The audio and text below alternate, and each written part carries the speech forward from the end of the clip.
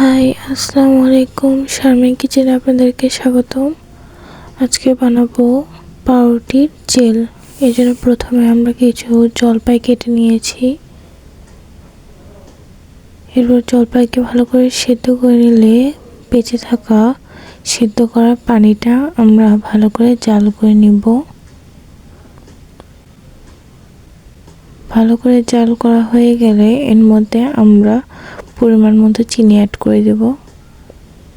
এরপর আপনারা আপনাদের পছন্দের মতো একটা ফ্লেভার অ্যাড করে দিতে পারেন। আমি এখানে অরেঞ্জ ফ্লেভার দিয়ে দিয়েছি এবং সাথে ফুড কালার অ্যাড করে দিয়েছি। এখানে আপনারা চাইলে ফুড কালারটা বাদও দিতে পারেন।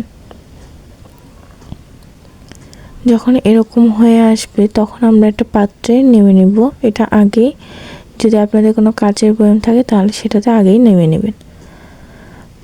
এরপর আমরা একটা পাত্রে এটাকে ঢেলে দিচ্ছি হালকা আঠালো হয়ে আসলে। এরপর আমরা কিছুক্ষণ বাইরে এর উপর ছাঁকনি দিয়ে রেখে দিব ঠান্ডা হওয়ার জন্য। এরপর ফ্রিজে রাখলে হয়ে যাবে আমাদের পাউরুটির জেল। ভালো লাগলে অবশ্যই ভিডিওতে লাইক দেবেন।